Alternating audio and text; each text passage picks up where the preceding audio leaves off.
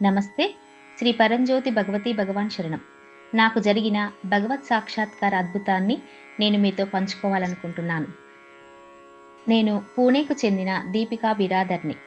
ఒక చిన్న శిశువుతో ఉన్న తల్లిగా రోజువారీ బాధ్యతలు నిర్వహించడం తరచుగా నన్ను అలసటకు లోను చేస్తుంది.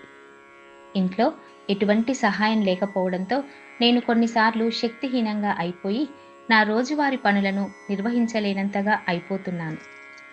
నేను రోజూ సోమాను పొందుతున్నాను. అటువంటి నిస్సత్తువగా ఉండే సమయాలలో నేను కేవలం సోమాన్ని త్రాగడం ద్వారా అద్భుతమైన శక్తిని పొందుతున్నాను.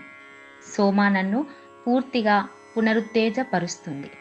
నా శక్తిని చేస్తుంది. నూతన ఉత్సాహంతో, ఉల్లాసంతో నన్ను ఉండేటట్టుగా చేస్తుంది.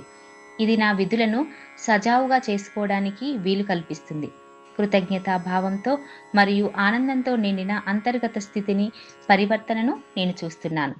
దీనికి తోడుగా వివిధ ఆధ్యాత్మిక ప్రక్రియలు మరియు పూర్ణిమ దీక్షల సమయంలో నేను అసాధారణమైన దైవిక ఉనికిని, అనుభూతిని చెందుతున్నాను.